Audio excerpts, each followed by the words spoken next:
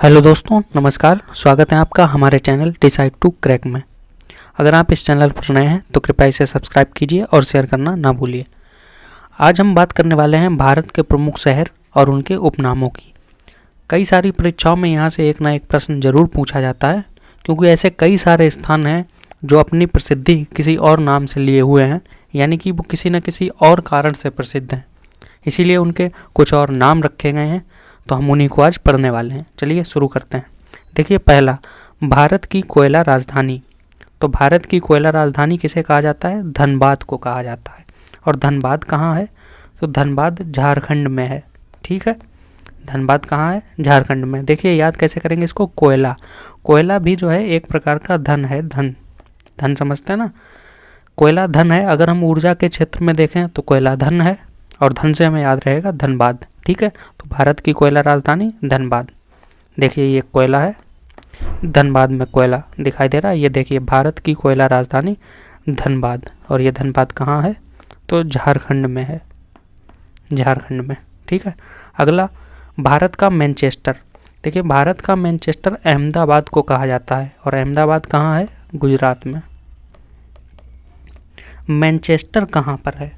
देखिए, Manchester Europe में है और सूती वस्त्रों के उद्योग के लिए प्रसिद्ध है। उसी प्रकार से भारत में अहमदाबाद, गुजरात का अहमदाबाद सूती वस्त्रों के लिए प्रसिद्ध है, इसीलिए उसे भारत का मैनचेस्टर कहा जाता है। ठीक है, अगला, भारत का स्कॉटलैंड किसे कहा जाता है? कुर्ग को। और ये कुर्ग कहाँ है? कर्नाटक में। कर्नाटक में एक स्थान पड़ता है कुर्ग, जिसे भारत का स्कॉटलैंड कहा जाता है। ये प्रश्न पीईटी 2022 की परीक्षा में पूछा गया है। बार बार ये प्रश्न रिपीट होते हैं, फिर से यही प्रश्न पूछा भी जा सकता है आगे यूपी के एग्जाम्स में मुख्यतः। देखिए, भारत का स्कॉटलैंड कुर्ग, ये अपनी सुंदरता के लिए प्रसिद्ध है। स्कॉटलैंड विश्व में और भारत में कुर्ग, इसीलिए कुर्ग को भारत का स्कॉटलैंड कहा जाता है। ठीक है, जैसे भारत का स्कॉटलैंड कुर्ग को कहा जाता है, उसी प्रकार से पूर्व का स्कॉटलैंड शिलांग को कहा जाता है। शिलांग आप जानते हैं, मेघालय की राजधानी है शिलांग, मेघालय की राजधानी है। और ये अपने सुंदरता के लिए प्रसिद्ध है। यहाँ पर कई सारी पहाड़ियाँ पाई जाती हैं, गारो, खासी, जयंतियाँ, आपने नाम सुना होगा। ये भारत में पूर्व में स्थित है। देखिए, इस प्रकार से अगर हम भारत का मैप देखते हैं तो उसमें यहाँ पर मेघालय स्थित है, पूर्व में यहाँ मेघालय है, इसीलिए इसे पूर्व का स्कॉटलैंड कहा जाता है। ठीक है, जबकि कुर्ग भारत में अगर हम देखें तो दक्षिण में यहाँ स्थित है, कर्नाटक में। ठीक है, यहाँ पर कर्नाटक में है कुर्ग, तो इसे भारत का स्कॉटलैंड कहा जाता है कुर्ग को, पूर्व का स्कॉटलैंड कहा जाता है मेघालय को। ठीक है, आगे बढ़ते हैं। देखिए, अगला है भारत का स्विट्जरलैंड। तो भारत का स्विट्जरलैंड जो है वो कश्मीर को कहा जाता है। कश्मीर की वादियाँ आपने देखी हैं, बहुत सारी कश्मीर की वादियाँ बहुत सुंदर हैं। इन्हें भारत का स्विट्जरलैंड कहा जाता है। और स्विट्जरलैंड कहाँ है? तो ये भी यूरोप में है, यूरोप का एक देश है स्विट्जरलैंड। देखिए, स्विट्जरलैंड हो या स्कॉटलैंड हो, ये दुनिया में अपनी सुंदरता के लिए, प्राकृतिक सौंदर्य के लिए प्रसिद्ध हैं। उसी प्रकार से भारत में शिलांग है, कुर्ग है, कश्मीर है, मसूरी है। ऐसे स्थान जो बहुत प्राकृतिक रूप से संपूर्ण हैं, उन्हें कोई ना कोई अन्य नाम दे दिया गया है विश्व की तुलना में। इसी प्रकार से भारत का स्विट्जरलैंड जो है वो कश्मीर को कहा जाता है। ये देखिए, कश्मीर में कई सारे पेड़ हैं, बगीचे हैं, फूल हैं। कश्मीर की ये घाटियाँ हैं जिन्हें अपनी सुंदरता के लिए भारत का स्विट्जरलैंड कहा जाता है। ठीक है, आगे बढ़ते हैं। अरब सागर की रानी। देखिए, अरब सागर की रानी कोच्चि को कहा जाता है। कोच्चि बंदरगाह है, कहाँ है? ये केरल में है। केरल का एक बंदरगाह है, केरल आपने जानते होंगे, ये यहाँ पर केरल है। ये इस प्रकार से राज्य केरल है, और केरल में यहाँ पर ये बंदरगाह है जिसका नाम है कोच्चि, कोच्चि बंदरगाह। भारत के इधर पश्चिम की ओर जो सागर है उसका नाम है अरब सागर। अगर कई सारे जहाज इधर से इस प्रकार से आते हैं तो यहाँ कोच्चि बंदरगाह में ठहरते हैं, यहाँ पर विश्राम लेते हैं, इसीलिए कोच्चि पर जो है कई सारे जहाज रुकते हैं। यहाँ पर जो है कोच्चि का कई सारे जहाज़ों पर, पूरे जलमार्ग पर एक छत्र राज है, इसीलिए कोच्चि को जो है अरब सागर की रानी कहा जाता है। और ये कहाँ है? तो केरल में स्थित है। अरब सागर की रानी क्यों कहा जाता है? अरब सागर में जितने भी जहाज आते हैं वो सभी आकर के कोच्चि में ठहरते हैं, यहाँ पर स्थान लेते हैं, इसीलिए। ठीक है, ये देखिए, Kochi the queen of Arabian Sea, Kochi. ठीक है, आगे बढ़ते हैं। बुनकरों का शहर। देखिए बुनकरों का शहर पानीपत को कहा जाता है।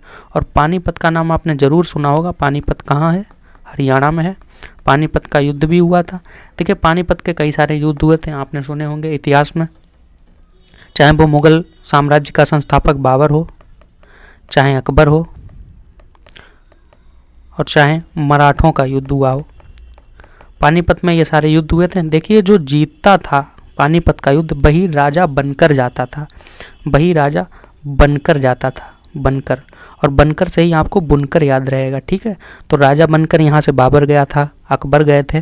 ठीक है, ऐसे ही जो पानीपत जीता वह राजा बनकर गया, बनकर से याद रहेगा बुनकर। ठीक है, तो बुनकरों का शहर कौन सा है? पानीपत।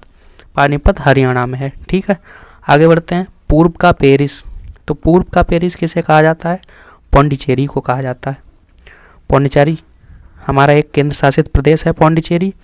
पूर्व का पेरिस, पेरिस आप जानते हैं फ्रांस की राजधानी है, फ्रांस की राजधानी। देखिए भारत में कई सारे यूरोपीय यात्री आए थे, यूरोपीय कंपनियां आई थीं, वे कई सारे देशों से आई थीं। जैसे हमारे यहाँ डच आए थे, डेनिश आए थे, अंग्रेज आए थे, पुर्तगाली आए थे, वैसे ही हमारे यहाँ फ्रांसीसी भी आए थे। तो फ्रांसीसियों ने जो है अपना केंद्र पौंडीचेरी को बनाया था, जहाँ पर उनके जो रीति रिवाज हैं वो काफ़ी प्रचलित हुए, जिसके कारण वहाँ पर फ्रांसीसी कल्चर की जो है झलक देखी जा सकती है। इसीलिए पौंडीचेरी को पूर्व का पेरिस कहा जाता है। ठीक है, चलते हैं आगे। भारत का डेट्रायट, देखिए मोस्ट इम्पॉर्टेंट है ये, भारत का डेट्रायट पीथमपुर को कहा जाता है। पीथमपुर मध्य प्रदेश में है। और डेट्रायट कहाँ है? तो डेट्रायट यूएसए में है, अमेरिका में है। डेट्रायट अमेरिका का एक शहर है जो कि ऑटोमोबाइल्स के लिए प्रसिद्ध है, ऑटोमोबाइल्स के लिए। पूरे विश्व में ऑटोमोबाइल्स के लिए डेट्रायट प्रसिद्ध है, यूएसए का डेट्रायट। उसी तरह से भारत में, भारत का मध्य प्रदेश का पीथमपुर स्थान जो है वो ऑटोमोबाइल्स के लिए प्रसिद्ध है, इसीलिए इसे भारत का डेट्रायट कहा जाता है। ऑटोमोबाइल्स का मतलब है कई सारी मोटर गाड़ियाँ, इन प्रकार का उद्योग वहाँ पर विकसित होता है, तो हम ऑटोमोबाइल कारखाना उसे कहते हैं। चलिए आगे बढ़ते हैं। क्वीन ऑफ माउंटेन, देखिए पर्वतों की रानी किसे कहा जाता है? मसूरी को। आप सबने इसका नाम जरूर सुना होगा। मसूरी कहाँ है? तो उत्तराखंड में है, उत्तराखंड में है मसूरी, और इसे पर्वतों की रानी कहा जाता है। ये देखिए एक बहुत बड़ा हिल स्टेशन है, काफ़ी सुंदर है, ये उत्तराखंड में है। देखिए ये लिखा हुआ है बोर्ड, पहाड़ों की राजधानी मसूरी में आपका स्वागत है। ठीक है, तो पहाड़ों की राजधानी क्या है? मसूरी। चलिए आगे बढ़ते हैं। ईश्वर का निवास स्थान, ये तो सबने ही सुना होगा, ईश्वर का निवास स्थान प्रयागराज को कहा जाता है। ये भी इम्पोर्टेंट क्वेश्चन है। वही प्रयागराज जहाँ पर चंद्रशेखर आज़ाद शहीद हुए थे, जहाँ पर गंगा और यमुना नदियों का संगम स्थित है। ये इस प्रकार से गंगा और यमुना नदियाँ आकर के यहाँ प्रयागराज में मिलती हैं। प्रयागराज ये एक बड़ी ही धार्मिक स्थल के रूप में जाना जाता है, इसे ईश्वर का निवास स्थान कहते हैं। ये प्रयागराज है, यहाँ कुंभ का मेला भी लगता है। ये देखिए प्रयागराज, ये यहाँ पर नदी है प्रयागराज में, गंगा नदी संगम है। ठीक है, आगे बढ़ते हैं। 5 नदियों की भूमि, देखिए 5 नदियों की भूमि पंजाब को कहा जाता है। पंजाब को अगर हम ध्यान से देखें तो इसमें लिखा हुआ है पंच प्लस आब। पंच का मतलब होता है 5 और आब का मतलब होता है जल, यानी कि पानी। जहाँ 5 नदियों का पानी या 5 नदियों का जल मिलता है उसी स्थान को पंजाब कहते हैं। ठीक है, 5 नदियाँ कौन सी? वही जो सिंधु की 5 सहायक नदियाँ हैं, सतलज, ब्यास, रावी, चिनाब, झेलम, इन्हीं को मिला करके पंचनद कहा जाता है। और पंचनद जिस क्षेत्र से होकर के बहता है, यानी कि 5 नदियों का जल जिस क्षेत्र से होकर के बहता है, हम उसे पंजाब कहते हैं। ठीक है, आगे बढ़ते हैं। तो अगला है राजस्थान की थर्मोपल्ली। देखिए राजस्थान की थर्मोपल्ली हल्दी घाटी को कहा जाता है। हल्दी घाटी का युद्ध आपने जरूर सुना होगा, सन 1576 में हुआ था। और ये किसके बीच में हुआ था? तो महाराणा प्रताप और मुगल शासक उस समय के अकबर के बीच में हुआ था।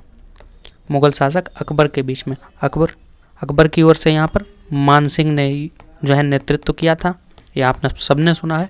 तो महाराणा प्रताप और अकबर के बीच में जो युद्ध हुआ था, हल्दी घाटी का युद्ध 1576 में, उसी को इतिहासकारों ने राजस्थान की थर्मोपल्ली कहा है।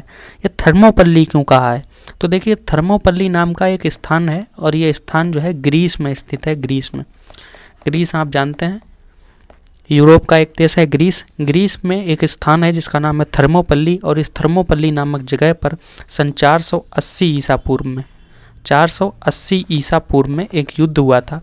जिस प्रकार से महाराणा प्रताप और अकबर के बीच के युद्ध में आपने देखा था, आपने सुना होगा, पढ़ा भी होगा कि महाराणा प्रताप की सेना काफ़ी कम थी अकबर की तुलना में, लेकिन उसने डट कर के अकबर की सेना का मुकाबला किया था। अकबर की एक बहुत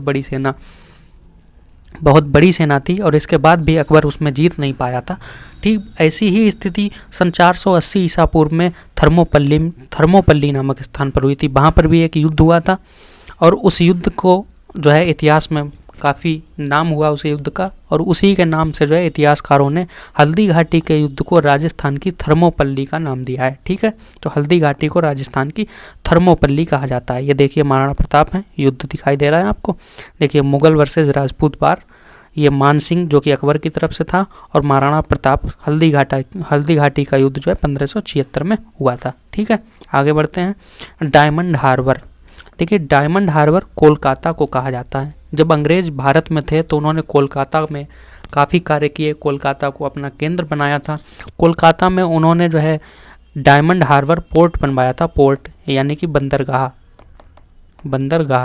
तो डायमंड हार्बर बंदरगाह कोलकाता में बनवाया था। ये देखिए डायमंड हार्बर बीच है, यानी कि डायमंड हार्बर तट,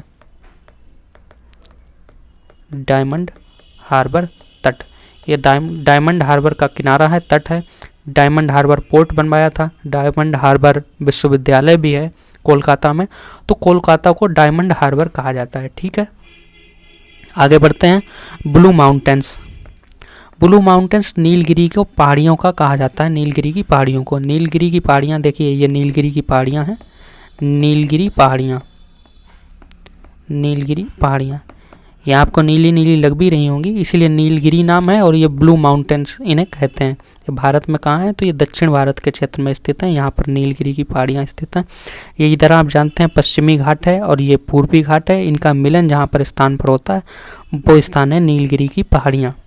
ये भी प्रश्न पूछा जाता है कि पूर्वी घाट और पश्चिमी घाट का मिलन किस बिंदु पर होता है, तो वह नीलगिरी की पहाड़ियों पर होता है। ठीक है, तो नीलगिरी की पहाड़ियों को ही ब्लू माउंटेन कहा जाता है। ठीक है, तो यहाँ पर हमने इम्पोर्टेंट भारत के शहर या भारत के स्थान और उनके जो है उपनाम हमने पढ़ लिए। आपने इस वीडियो को पूरा देखा, इसके लिए आपका धन्यवाद। मिलते हैं नेक्स्ट क्लास में, तब तक के लिए नमस्कार।